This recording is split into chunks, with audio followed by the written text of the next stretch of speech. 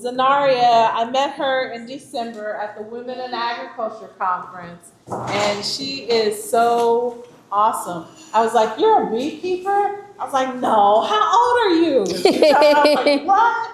So this is what I'm talking about as far as young entrepreneurs and the up and coming generation of what we need, to take the reins and take the to the next level as far as farming and gardening and all that thing. I asked her if she would please teach a class and inspire us all, and she so graciously accepted. Thank you. It. Yes. Thank you.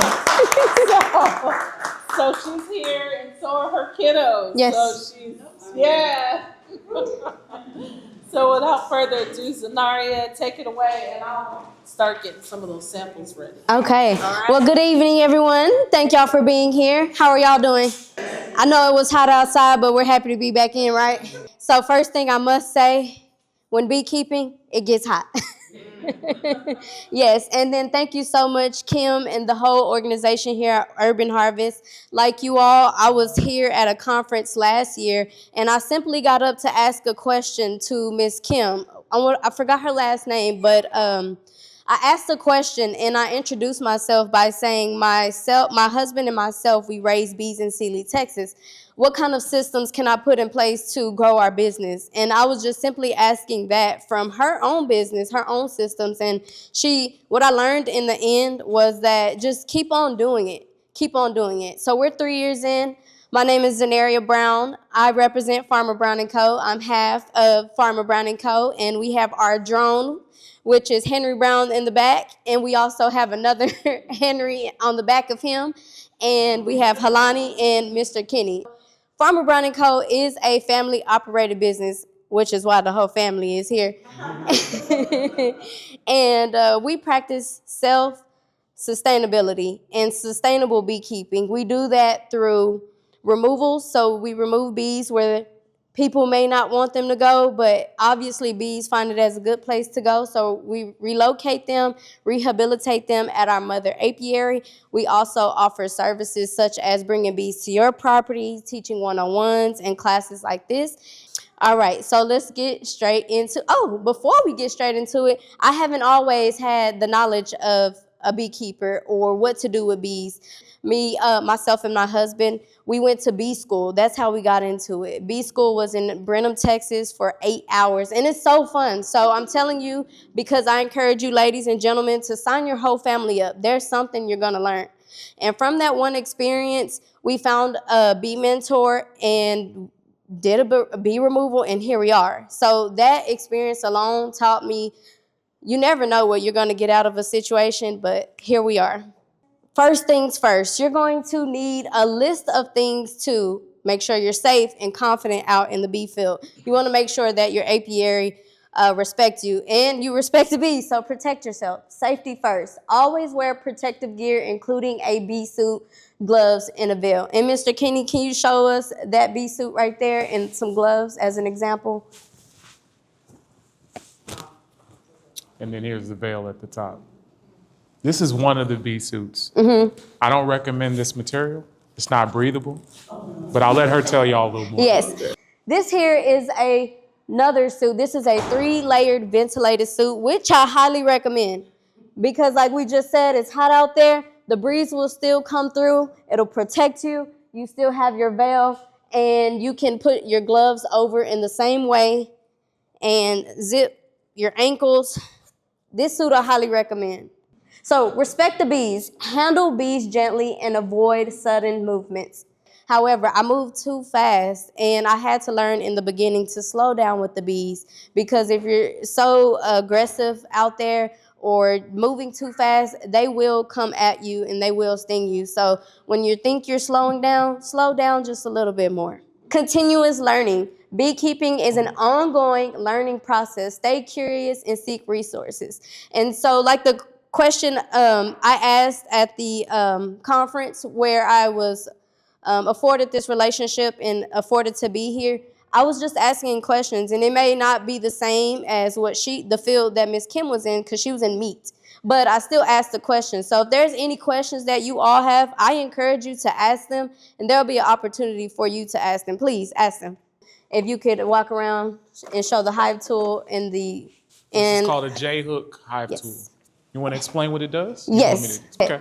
So with the J-hook hive tool, you can use this side to, I guess, unglue the hives because they use propolis to glue the hive together. So you will use this side to loosen up the glue, and then you use this side to lift the frames. So there's on the sides of the frames, I can show that as well. If you all can see here, there's a space for you to go ahead and boom, you can pull it out, and then you grab each side because the propolis is gluing this inside. So you use this side to easily lift it out without disturbing the bees or causing yourself to get stung. Oh, there we go. And then another thing you can do with this is basically a beekeeper's best friend. Because not only do you probe open your hive, but you can also clean the surfaces like this. All right. I'm sorry. And propolis is something that the bees make. It's basically sap from the tree and, oh, yes, this is propolis. It has antibacterial properties, antifungal properties, and it keeps the hives nice and sanitary, if you will. Kenny, could you tell them about the smoker and then? Yes. Yeah. So this is the second best friend of a beekeeper. I would argue that they would be on the same level. Yes. If you try to go into a beehive without this part, you are in for a rude awakening. So what the smoke does to the bees is it kind of disorients them and gives them the impression that their hive is catching on fire. So instead of attacking you, they're retreating, trying to get as much honey as they can and resources so that if they do have to leave the hive, they have what they need. Like I said, when you're using the hive tool to open up the hive, you want to smoke the bees lightly. You don't want to choke them out. So having something up at the top, like some wet grass or some wet plant matter, will help the smoke stay cool. Cool, that's a good Yes. point. You don't want a hot smoke in your smoker, but a cool smoke, just gently letting them know, like, hey, this is a warning, knock, knock, we're coming into your hive. When you have your bees at your property, you want to make sure that your hive is elevated off of the ground. Does it start to feel like you're actually in relationship with the bees, or? Yes, the bees recognize faces. They identify shapes. So at some point, they will recognize you. They will recognize where home is, and then you'll feel calmer with them. And especially as you learn them more and more, you'll feel that relationship growing where you'll understand, like, okay, my bees are hungry. And in the hive, we have a couple of people that live there. We have the queen bee, the only female colony, and she's responsible for laying eggs. We have the worker bees, sterile female bees, perform various tasks such as foraging, nursing, and hive maintenance. The drone bees, the male bees, their primary role is to mate with the queen and then brood. Bee larvae and pupae in various stages of development. Oh, so a lot of times what we find is that the drone bees, sometimes they can be mistaken as a queen bee because they're a lot larger than the worker bees. I've gotten a name now, Kenny the Queen Catcher, because I've learned and my eye has gotten good at finding the queen immediately when we do removals and when we're checking in our hives. So it's all about repetition. I believe everybody here can get an eye for the queen one day. So. There's the queen. Oh, no, it's a drone. So it still takes me time to find the queen, and it just comes with patience. But once you recognize the queen, you will know it's her. Another thing that I would say about the queen is that she sometimes there's a difference in the color.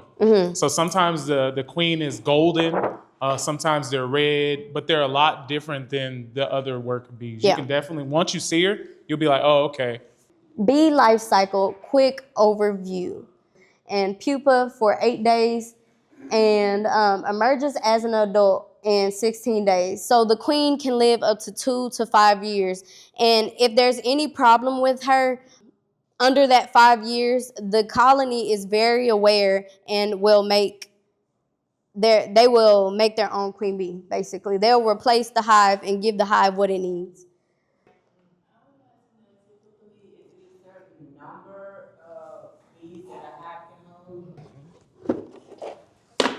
This box here can hold up to 60,000 bees. All right. And Kenny, would you like to finish the drone bee life cycle? Yeah, so the drone bee, the egg, it's an egg for 3 days, a larvae for 7 days, a pupa for 14 days, and emerges as an adult bee in about 24 days.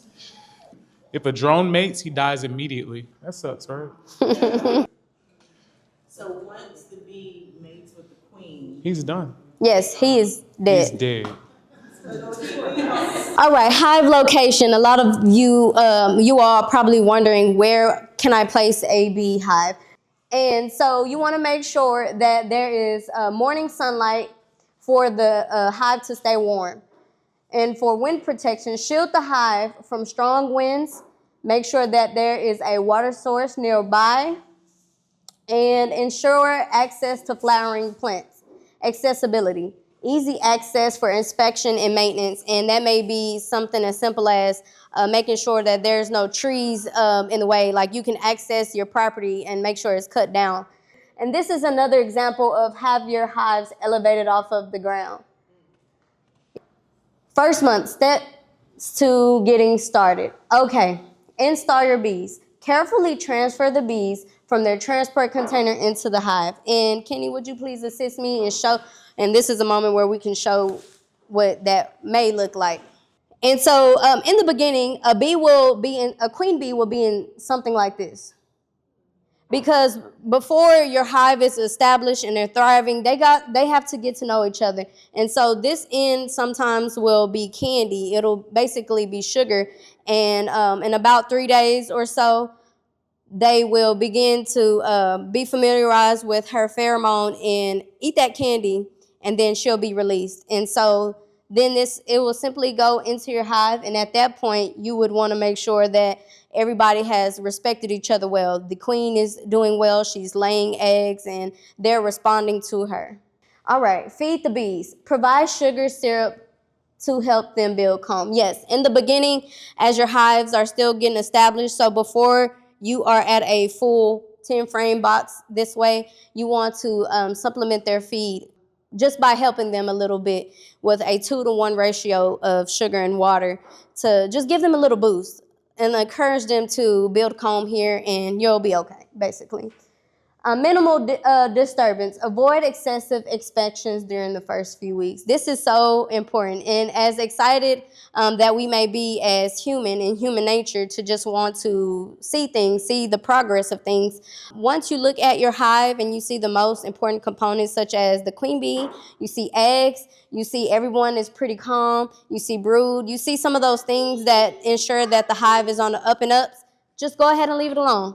And so yeah, we don't need to constantly inspect. But if you're wondering how often should we inspect a hive, maybe about twice a month. Inspection checklist. You want to make sure the conditions of the weather are warm and sunny. Gently puff to smoke to calm the bees. Look for eggs or look for the queen, and look for a brood pattern that's healthy. So if there is a brood frame, so for an example, if there is a frame here and brood is scattered all over the frame, it may be a good indicator that our queen is coming to an end. But if our brood pattern is tight and you see some eggs, she's doing pretty well. what does brood mean? Brood, we'll Bee get, babies. go ahead. Bee babies. Yeah. So all of the frames here, they all look like they had honey in it. But the big difference between the capped honey and how it looks when the brood is there, the capped honey kind of looks like a translucent covering of wax. The brood, when it's covered, the baby bees, once the eggs are laid in the cavities, they'll cover it, and it's a solid. It almost looks like nubuck on a shoe when they cover that. And you can tell the big difference. When I began beekeeping, I couldn't tell. I thought everything was just honey.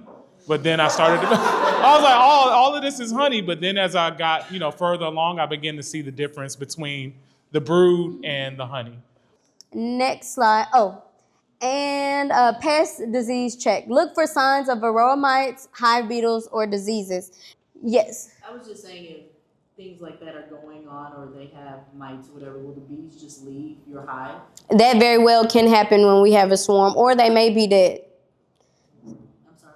The bees may die. If you're not on top of your hive, they may swarm to another location to find a better place for them, or they may be dead. Yes, ma'am?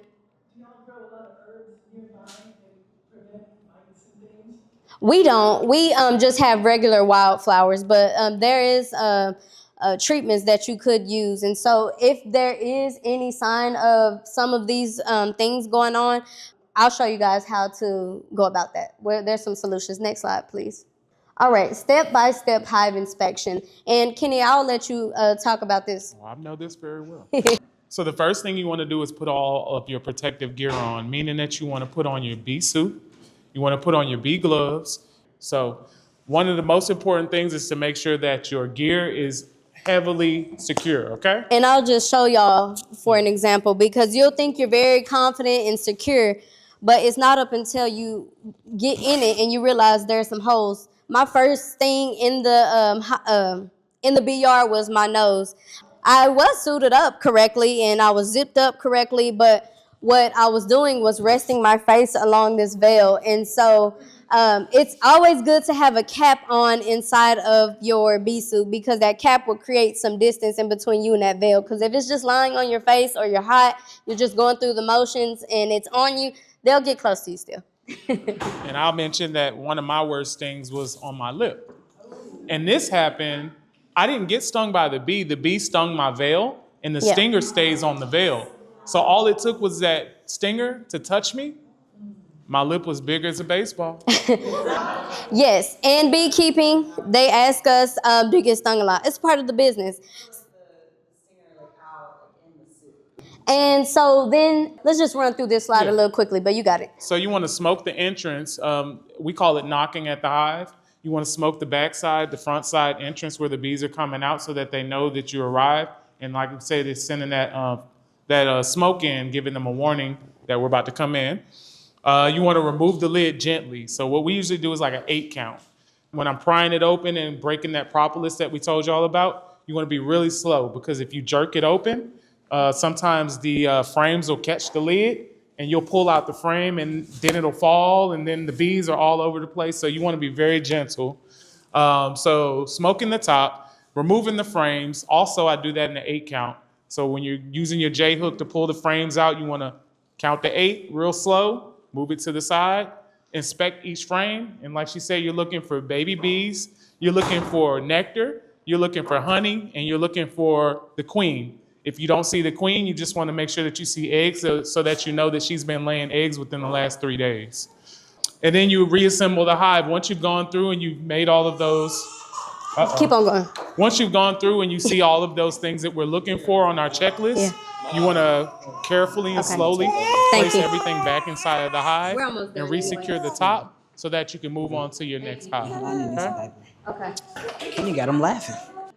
But the feeding guide to making sure that your bees are thriving, there's seasonal times where you want to feed, and then there's times where you completely want to get rid of all feeders, any supplemental feed of white sugar, because that's going to impact the quality of the honey. Because the reason for that is because the feed is a carbohydrate for the bees, so that's going to give the bees the energy that they need, and then the pollen is the protein. And so the seasonality, you have to be in tune. You know, if y'all are gardeners, learning to be gardeners, what your garden is telling you, the bees are corresponding with nature. And the seasonal Texas management in the springtime, that's, like I said, that's whenever the brood production is going to amp up at its all-time high. The summertime, that's whenever you want to make sure you have a good water source available to make sure that they can create that AC current that they're going to do in there, making sure that they can stay cool. The fall time, that's whenever the mite population, of varroa mites, are going to be at its all-time high. Treatment-free bees don't necessarily treat bees, but if you do opt in for treatment, that's whenever you're going to do that as well. And then in the winter, of course, you want to keep them insulated. You know, you can even wrap the hive with insulation. And then that's when you're basically going to find another hobby to do, because you don't want to mess with them. So some of the common problems, like I said, we have the varroa mites. which is this big old mite. That's like having this big box on your shoulder all day, sucking blood from you. That's not a fun thing. Hive beetles, they want the honey, the pollen, just like the bees do, and they will actually lay their larvae in the honey, and that will slime it out and make a whole bunch of maggots. And that's what is on this sheet that I have, or it looks like this right here, and he'll pass that around. American foul brood is highly contagious. If your hive ever has that, you have to completely burn your box. mites. You have to Small completely hive start beetles, I'm over. sorry. But if they have the European foul brood, that And is this treatable with this sugar hive water. Had a heavy takeover of them, so we have to switch out these in order for this kills them, the sheep. So these are hive beetles. So These will that's kill your honey hive comb. beetle sheet. Yes, ma'am. For catching small hive beetle, it's a swifter duster sheet. And so the fibers of the mites. sheet, That whenever you small stretch hive it out, beetles. the little bugs kind of crawl over them and hide from the bees. And they'll actually get These will take trapped out the in whole that sheet where they can't move around, and they'll eventually die in that sheet. This will take out. Yes, the whole that's for the colony. small hive beetles. Thank y'all. That's Farmer Brother Cut.